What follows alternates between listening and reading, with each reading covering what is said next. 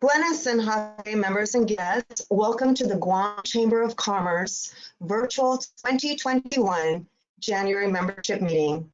This past year, we have all been affected by the COVID-19 pandemic, which has not only disrupted our island's economy, but has affected each and every one of us individually, in our families, our work, and our way of life. Our island is experiencing the worst unprecedented economic challenge since World War II. Our tourism industry has come to a halt, affecting nearly a third of our workforce. Thousands have lost their jobs, and many businesses have shut their doors. For years, the Guam Chamber has recognized that industry diversification is vital to sustaining our local economy. As fruitful as tourism has been, the fragility of the industry has tested Guam's business community over the years through natural disasters and other global health crises. The magnitude of the current global pandemic on tourism has forced us to fully examine initiatives to support our economy. The Guam Chamber of Commerce established a think tank committee made up of industry professionals to examine our economic infrastructure and discuss initiatives that would work with our current framework and labor pool, as well as pave the way for growth and sustainability. We also looked at how we can foster development and sustain new industries that will capitalize on our existing strengths and encourage our workforce to seek higher skill sets. The committee worked on the feasibility of 10 initiatives, which resulted in a white paper that was presented to the Guam Economic Development Authority and the Governor of Guam. I'm so pleased that our guest speaker today is the Honorable Lourdes Guerrero, Governor of Guam, who not only embraced this effort, but added a few of her own that her administration had already been working on. In addition to this, she formally established an economic diversification working group that is comprised of leaders from the Guam Chamber and government to work jointly at bringing these industries to fruition. I would like to acknowledge the leaders of this effort, Frank Capillo, Joe Cruz, and Siska Hutapea.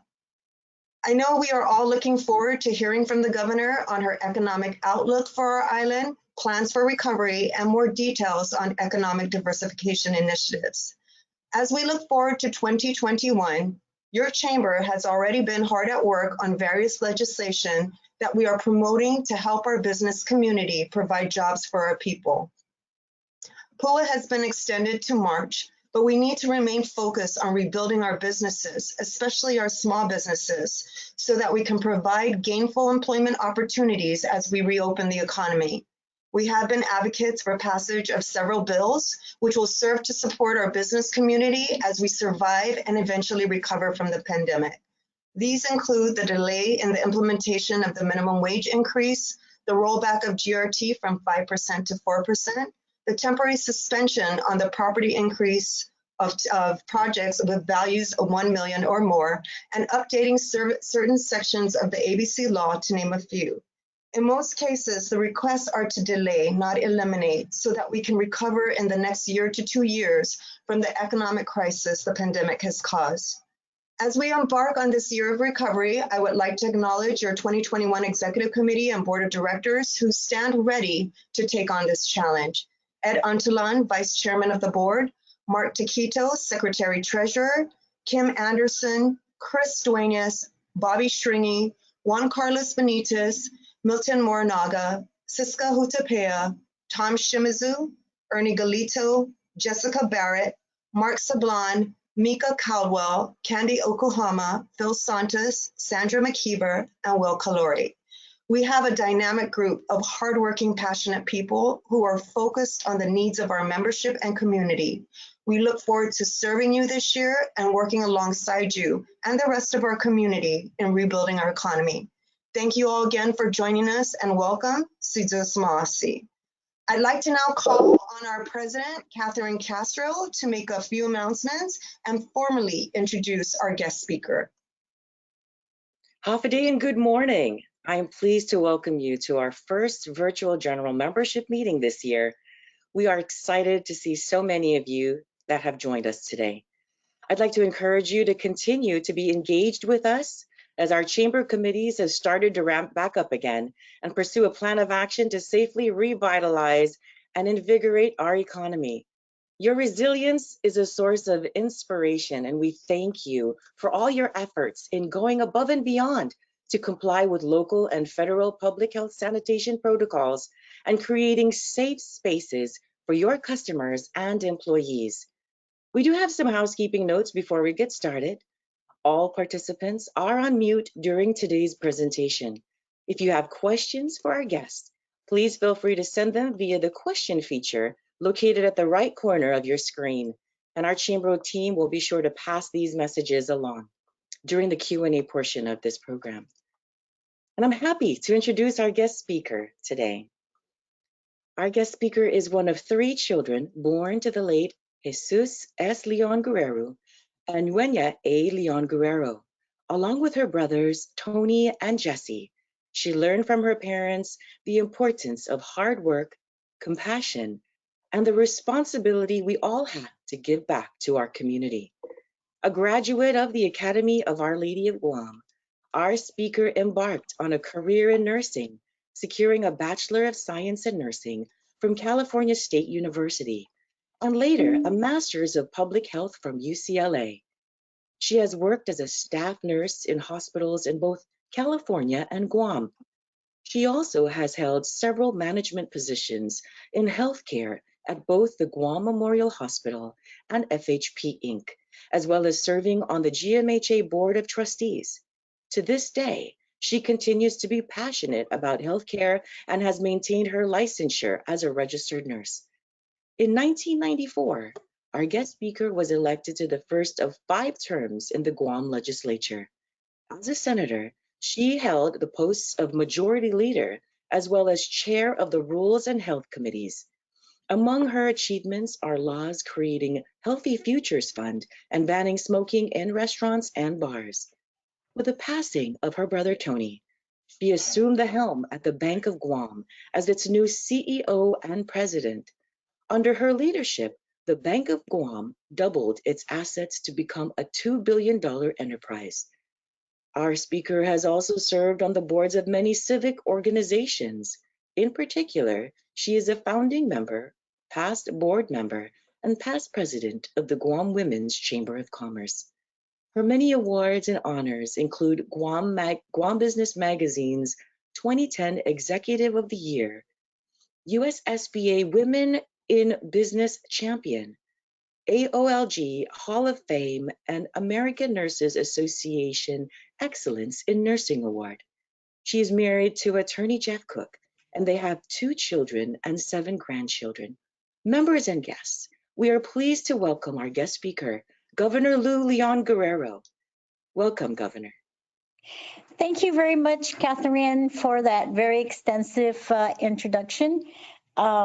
I appreciate it and thank you. I wanted to welcome everybody and to greet them and say half a day. At the start of my administration, I spoke to a crowded general membership meeting at the Hilton Hotel. I had high hopes then for what the next 4 years would look like. In my first few months in office, we ended the long, contentious solid waste receivership. Our money would stay here in Guam in our solid waste system instead of going to a receiver all the way in Texas. We also reduced the expenses of the office of the governor to the lowest it had been in 5 years. And our tourism industry achieved record arrivals. We had the same hopes for fiscal year 2020. But even in the best laid plans couldn't account for a global pandemic. COVID-19 will perhaps be the greatest challenge of our lifetimes, but the strength of our island has been a light through this darkness. The willingness of our people to keep each other safe, the ingenuity of innovators who identified problems and provided solutions, and the selflessness of those who answer the call of duty to protect our health and well-being. I think of our nurses at Guam Memorial Hospital caring for the sick, our staff at Public Health who have not had a day's rest since March, our public safety officers committed to keeping us safe, our brave men and women in uniform. But I also think of the souls we lost to COVID-19, all 129 of them. We lost a nurse fighting the battle at the front lines. We lost officers from Customs, DOC, and the port. They did not choose to go out and not wear a mask and be careless. No, they showed up to work, did their duty, and sacrificed their lives in the process. I don't share any of this with you to remind you of the dark times we have experienced, but instead to rally with you as you have experienced much of the same. I know many of you had to close your business under the stay-at-home order, the same orders that were implemented across the nation and throughout the world, with no indication of when you'd be able to open, but with the certainty that the next bill was coming. You have had to look your employee in the eye and tell them they were furloughed. You had to adopt new business models, pushing your businesses outside the box because of social distancing. These are painful and difficult times, and the decisions and the measures we implemented, believe me, were not easy. And when I say I struggled making them, that is the honest truth. I thought about the mom and pop stores that could have closed for good. I thought about the firefighter and the single father and mother who struggled to find a sitter because daycares had to close. I thought about the thousands of employees in our tourism industry who found themselves in food distribution lines. But first and foremost, I thought about the health and safety of our community, because this was my oath, not only as your governor, but as a nurse as well. We all recognize that this virus has impacted every aspect of our lives. Each of you were faced with great consequence given the circumstance. As governor, I knew that navigating the pandemic wasn't just about the health of our people, but just as equal, the health and stability of our economy. Nearly 3,500 awards totaling nearly 270 million was injected into our island through the Paycheck Protection Program and economic injury disaster loans. Guam was the only U.S. territory to administer a local grant program to help small businesses on island. When many of you called Josh and I to share how far behind you were in rental payments, we implemented the Rental Relief Grant Program, a program where less than a handful of states provide any form of commercial rent relief. And we are committed to seeing these programs through. These solutions, however, cannot erase decades of old problems and financial issues. For years, bond investors said we were far too concentrated in tourism and military spending.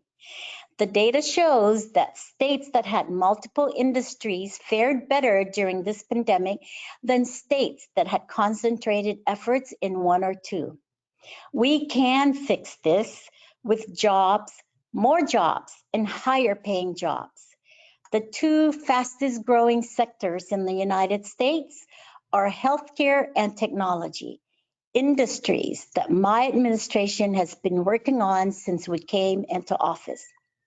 Early this year, I tasked Gita to create committees to explore healthcare, technology, and telecommunications to better understand and expand our labor force, explore opportunities from undersea cables, and learn how to make the best use of our resources. The pandemic could not stall our progress.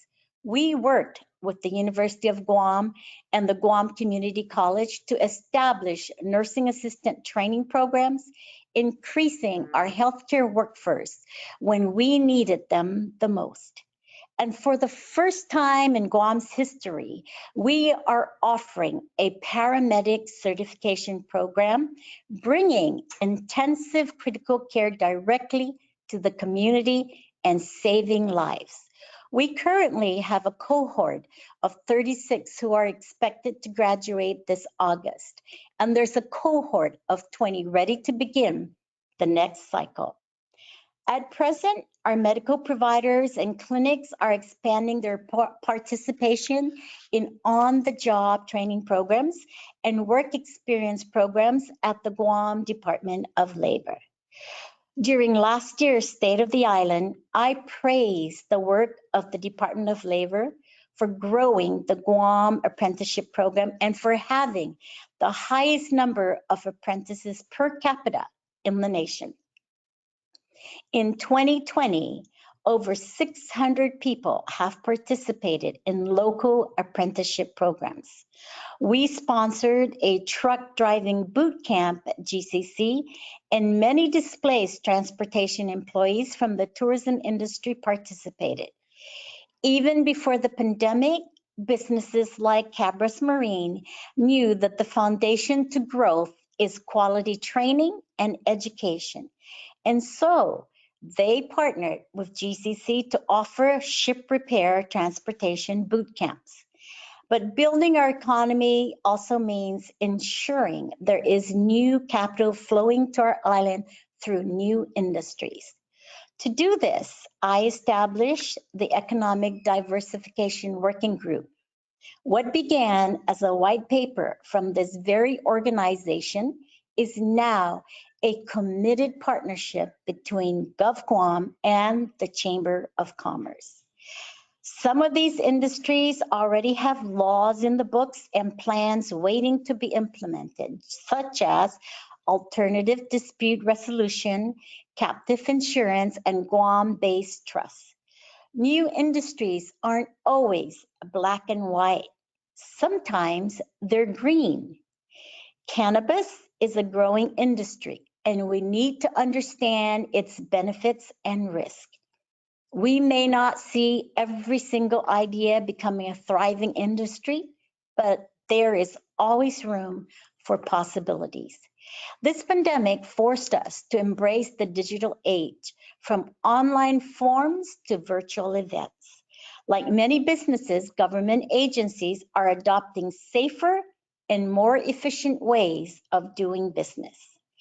GVB has been working with the Guam Customs and Quarantine Agency and the Bureau of Statistics and planning to launch digital custom forms for all incoming passengers.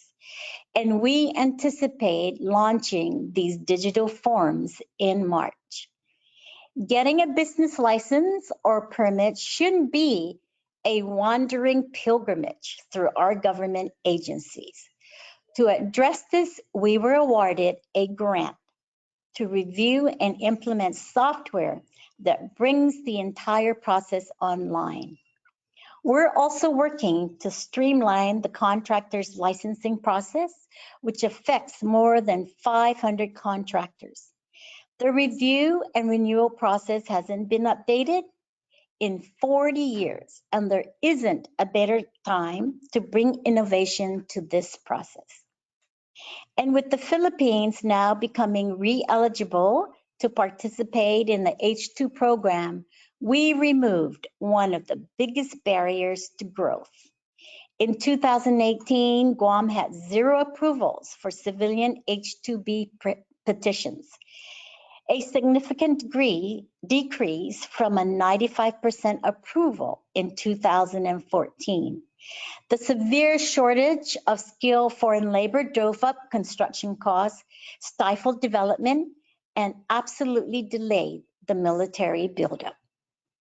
On his first day in the office, President Biden sent down an immigration bill which may offer us an opportunity to ensure a construction industry is protected.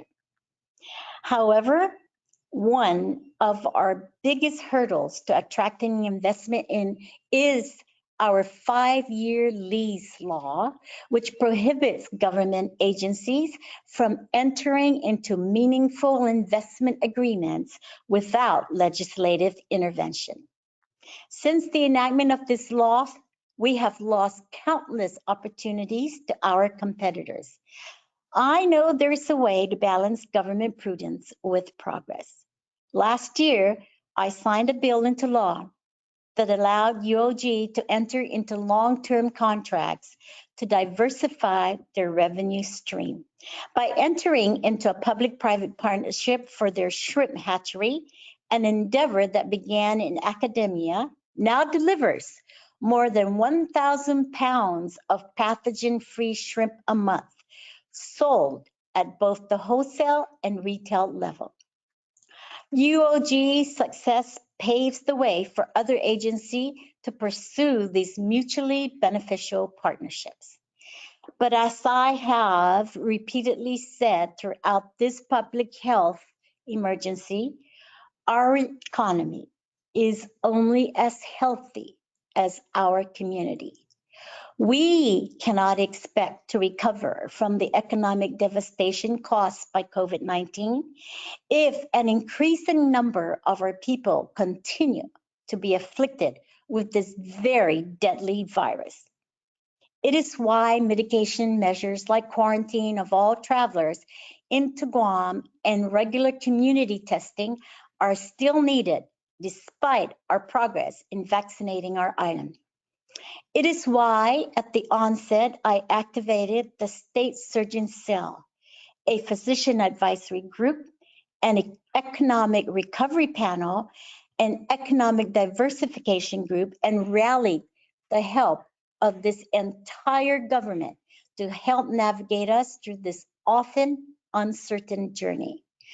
I didn't go at this alone. I drew on the strengths of many of you in this very room, including my harshest critics. I did this because I know that you shared the pulse and obstacles of this critical sector of our community. We discuss, we debate, we plan, we disagreed, but we moved forward. Chairwoman Christine Bolero, David John, Sunny Ada, Lucy Alcorn, Sam Shinohara, Siska Hutapia, Andy Gale, and countless others, I thank each of you for your contributions. We would not be here today without the businesses who cooperated with the closures and faced reopenings. To those who disagreed and exercised their right to protest, I respect your decision and I empathize with your struggle. Our numbers show that this strategy is working. We are containing the virus better than our mainland counterparts, and we are top 5 in getting vaccines into the arms of our people. The bottom line is this: at every turn, we planned and implemented a strategy that I knew would help us to get out of even the darkest times of this pandemic. And I want to thank you for responding to this call. Now let's shift to the fiscal state of our government. Even before the pandemic, Republicans have called on the rollback of the business privilege tax. They argued that the government is too big and businesses are paying too much in taxes. But the numbers say otherwise. In 2017, the Tax Cuts and Jobs Act, also known as the Trump tax cuts, became law. Because of these tax cuts, the Calvo administration projected they would lose $67 million in revenue. Knowing the impact such a loss of revenue would have on providing essential government services, my predecessor advocated for a 1% increase in the BPT. He stood before lawmakers and said that while he was against raising taxes as a senator, as governor, he had to do it. Members of the chamber, I am here before you today to say we have to maintain the present level of BPT. Every day, I look at our government's cash report. More recent analysis by my fiscal discipline team has revealed the true impact of the Trump tax cuts to be 86 million. 86 million that could have been used to hire public safety officers, increase the salaries of our nurses and teachers, or rebuild Simon Sanchez High School. With the 1% increase in BPT in fiscal year 2019, we were able to generate an additional 77.8 million, but we are still 8 million short. So we identified areas we could cut without decreasing services. We cut our budget 67 million over the last 3 fiscal years. Today, we spend less of your tax dollars running this government than my predecessor. We cut our deficit in half from 83 million to 47 million in just 1 fiscal year, paying liabilities that have been on the books for decades. We increased our collections in fiscal year 2019 by 27 million above adopted revenues and brought tax evaders to the Attorney General, totaling 5.9 million. But just as we were fixing our fiscal ship of state, the economic devastation caused by the pandemic further exacerbated the situation by another 100 million. Over the last 3 fiscal years since 2018, we have lost nearly 200 million of our normal revenue stream because of the Trump tax cuts and this god-awful pandemic. We are in a serious crisis, and it requires me as your governor to not just look at the bottom line. It requires me to continue to provide a social safety net for our people without sacrificing a person's dignity to a decent job.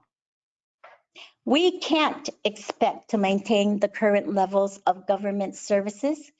We cannot help your business grow, care for the sick, keep your families safe, give your children quality education if we reduce the BPT.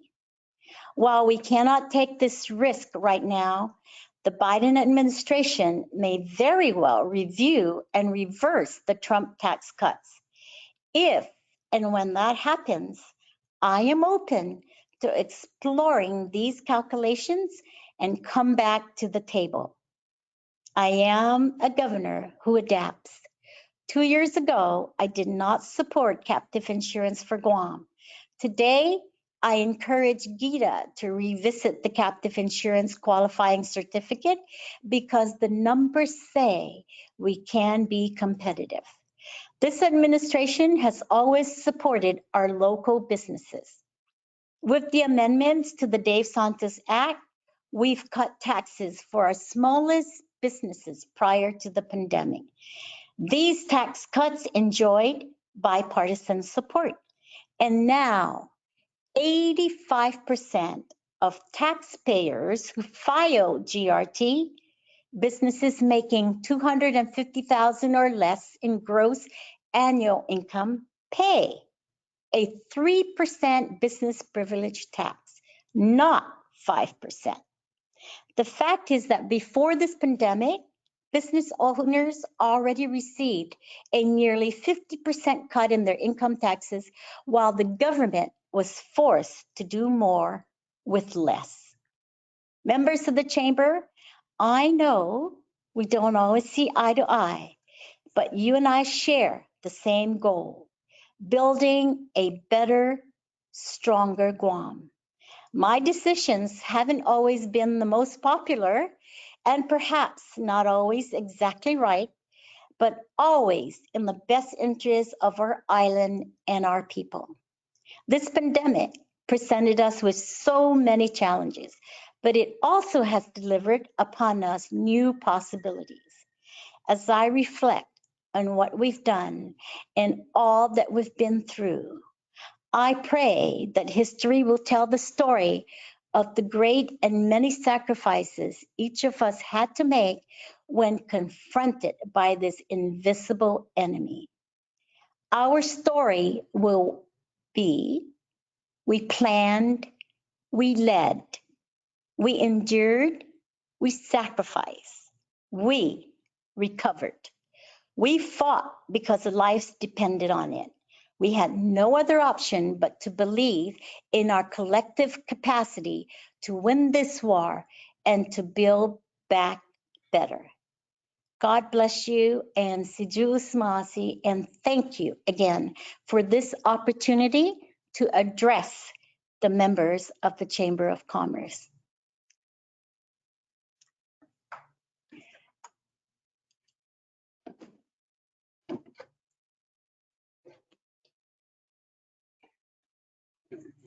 Thank you so much, Governor.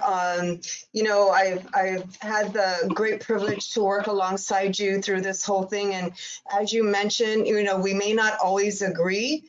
And sometimes it's been contentious, but you've always come back and you've always explained and tried to work with us. And so we thank you for that. Before Catherine goes to the questions and answer, I do want to acknowledge a big mistake I made earlier in mentioning our board of directors.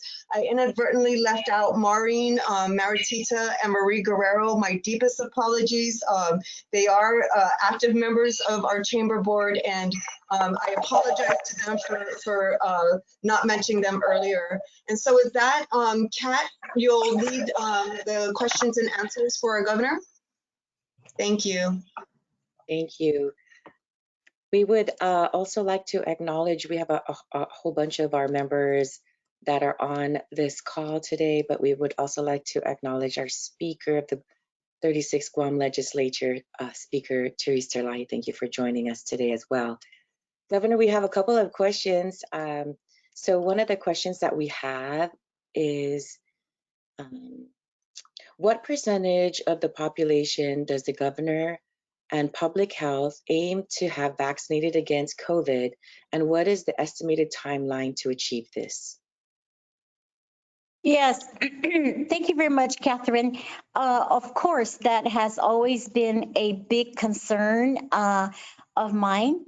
And so we do have goals, and scientific experts do say that between 70 to 80% of people vaccinated will create protection and will create the needed herd immunity to make sure that when we do get the virus, that we're not as sick, and we will curtail admissions to the hospital and also even death. So our goal is 70 to 80% of our population. And we are working aggressively, Catherine, and to the owner of the question, to reach that goal on July 21st, which is, of course, you know, is our Liberation Day. And so we are wanting to make that an even more significant Liberation Day, to say that we have been liberated from this invisible enemy. Thanks. Next question. Does Guam have a plan of developing an online system for registration for appointments for vaccination, especially as the vaccine is opened up to the general population? Yes, actually, we do have a plan, and we've already implemented online registration. And this has been effective yesterday evening with our stand-up vaccination site that's been manned by the Guam National Guard, and under the great leadership of Lieutenant Colonel Mike Cruz and also Dr. Louis Cruz, and members of the public health leadership team, and also in conjunction with the, I think the school health nurses too are involved, public health. But if you have time to try it, it's through Eventbrite. And what happens is that Eventbrite will give you a time and a date for you to come. And when you come to that slotted time and date, you do not have to wait. You will go straight into being processed and being given the vaccine. And Catherine, I have to say, this was such a great, successful campaign last night. And so, yes, we are going to be using even more of that registration. We are going to be working with the DOE also to provide the platform for our public health sites in Southern Regional Health Center and also Okudu. Excellent. And, we wanted to also thank you, Governor, because we do have a town hall meeting tomorrow with several of the doctors who will talk to interested folks about any concerns that they might have about the vaccine. So we're encouraging everybody who has any concerns or has questions about the vaccine to please stay tuned and register for the event tomorrow. So another question that we have, Governor, is the PUA has been a saving grace for almost 30,000 residents who have lost their jobs or have reduced hours. In the next round, will those with reduced hours still be able to receive benefits? And if not, what is the government's plan to assist them, given that reduced wages are likely insufficient to support themselves and their families? Yes, I am aware of that, Catherine, and it's very interesting because Guam is just one of the few that was affected by that guideline. And we are working with our partners from the U.S. Department of Labor to correct that. If I had it my way, I would give it.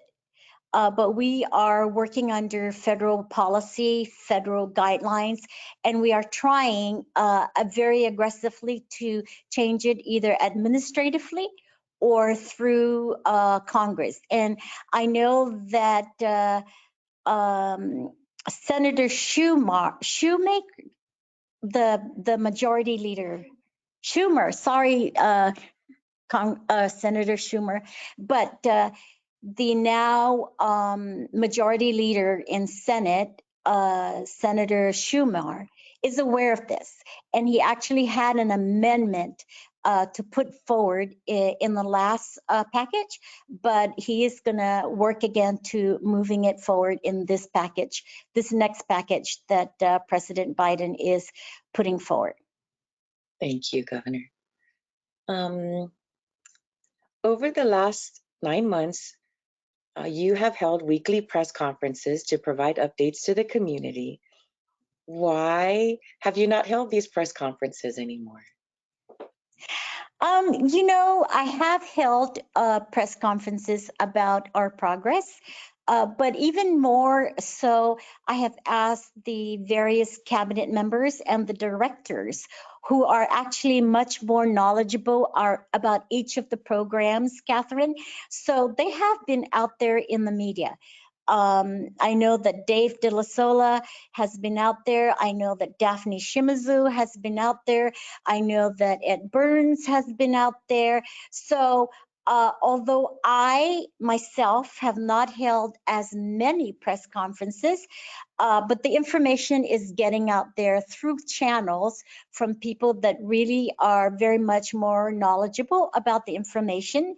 And also, of course, you have heard Dr. Cabrera also on the link talking about, the public health side, and also Art San Agustin, I think, is a frequent flyer in the media environment. And so although I personally is not holding those press conferences, but the information is still being pushed out by those various experts in the whole pandemic team. Yeah, great. And we appreciate that. Thank you. Another question we have is, how will the governor's administration support the village mayors in their efforts to clean up illegal dumps and collect more abandoned vehicles in 2021? Okay, illegal dumping to me is a top priority. Uh, One of the things that we are, of course, working with the mayors is the funding from the Recycling Revolving Fund. And I understand that that has been pushed out to the mayors. So our way of helping the mayors out there is to make sure there is a consistent funding source to be able to pick up those trash, or even like, you know, the white metal trash, cars and things like that. So providing them with the source of funding, I think, is very crucial, and we have. Also, illegal dumping, we've been discussing in our team here, is possibly working to making sure that trash pickup is affordable and that trash pickup is available to everybody. So we are working with our team, doing the economic analysis for that, Catherine, and I'm pushing really hard to make that happen, because I think if people can afford the fees, and also if people can be provided the access for pickup, then I think, the chances of illegal dumping, I think, will be decreased. Great, thank you.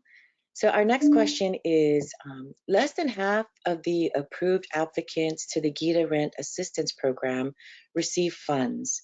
Are there plans for more funding to this program? We are looking for more funding for this program.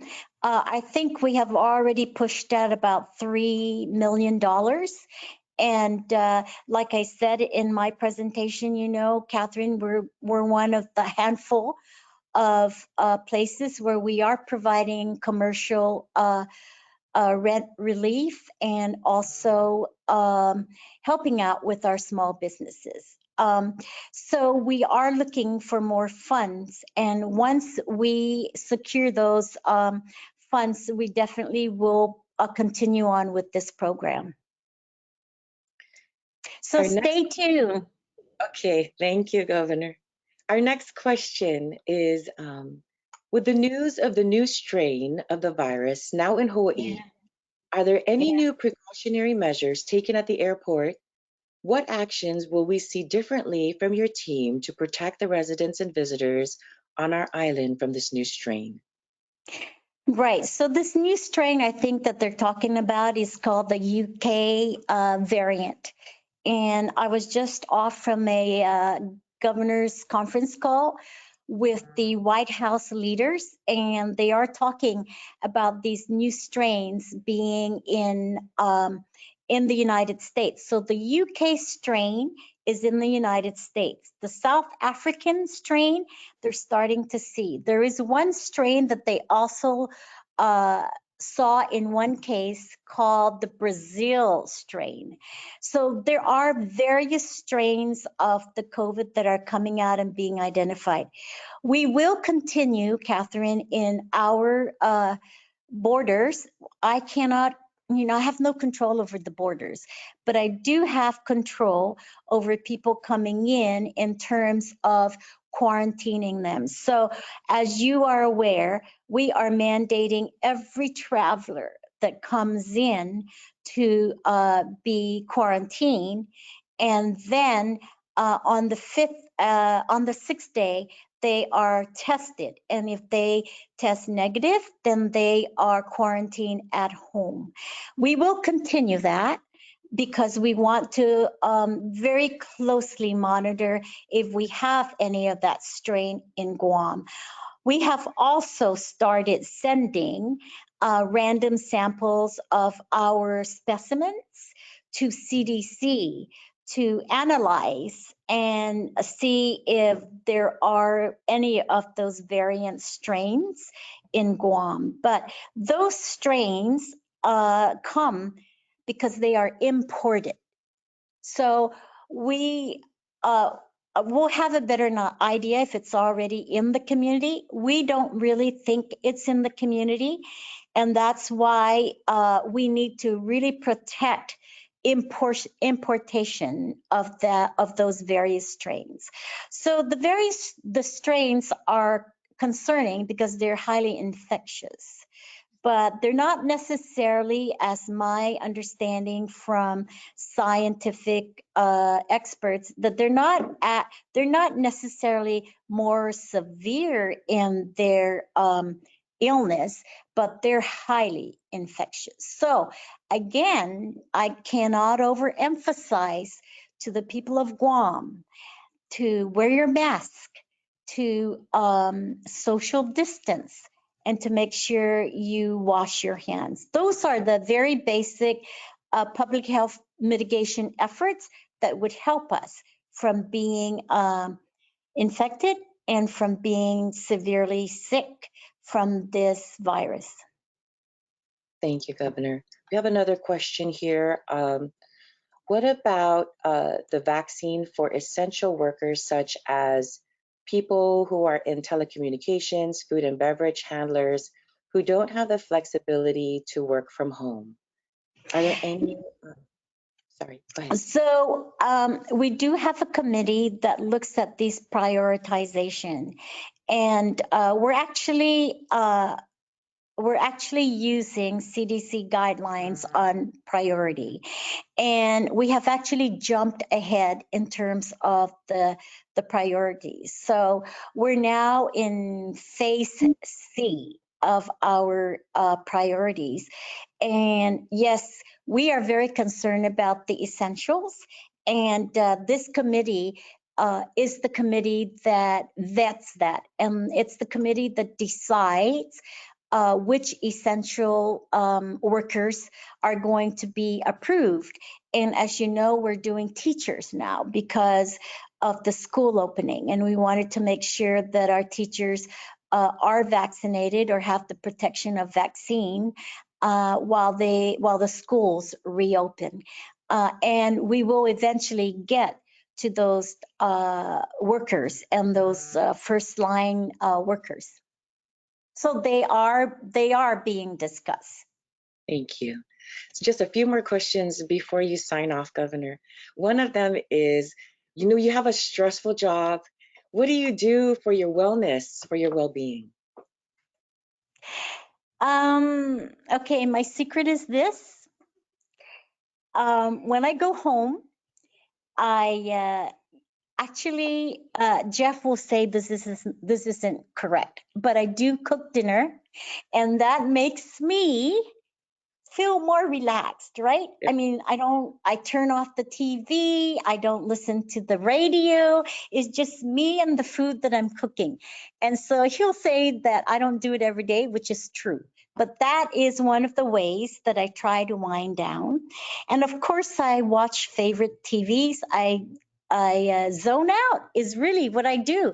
And I've discovered playing games on my iPhone. Like I play Word Blitz. I don't know if you guys are familiar with Word Blitz, but that's my way of zoning out. It's my life right there when I'm playing Word Blitz and Solitaire. But I don't play it during the work days, okay? I just want to make sure that I do not use government working time to play Word Blitz. Gotcha. Another question is, the extended PUA program authorizes states to waive overpayment on 2 conditions. What is Gov Guam's position on this waiver for those who are now being notified of overpayments? Can you just tell me again the first part of that question? It's overpayments? Yeah, so how the extended PUA program authorizes states to waive overpayments on 2 conditions. Okay. Yeah, so what is our Gov Guam's position on this waiver? Our position would be the same. We're not going to ask back the money if it's discovered of overpayment. I think that's what the Department of Labor is going forward with. And Catherine, I'm not sure if there is already overpayment. I know Dave De La Sola is on the Zoom. Dave, do you have anything to add to that, or are you okay with that answer? There's Dave. Yes. Thank you, Governor, and thank you, Chamber. Yes, that is something that is brand new to the Continuous Assistance Act, and it's something that is very carefully have to be implemented. The factors is that, of course, the first part is no fault of the claimant, and that the waiver has to apply to the repayment would have to be contrary to equity and good conscience. And there are specific criterias to those two eligibility requirements for a waiver. And it's something that I do have the ability to do and would like to do, but make sure that I do it correctly so that USDOL doesn't see that we are abusing it. So I am writing an implementation plan for something like that and making sure that we go into Hawaii state law on that waiver possibility and before I implement something like that. But yes, it's being looked at. Thank you. Thank you. I know that it's we're cutting into almost the end of this time. So thank you so much, Governor. We appreciate your time. And we look forward to another opportunity again with you. So Yeah, and if you have any other further questions, Catherine, just send them to me. And you know, most of you guys know my personal cell number, so just give me a call, and we'll try to address it. And of course, we have our economic recovery plan members, so you can also filter them through Christine, and also our economic diversification recovery, diversification workforce group. thank you. Thank you for the opportunity to address your members. Thank you. Thank you, everybody. We appreciate your time. We look forward to seeing you again next month. And until then, have a good rest of your day.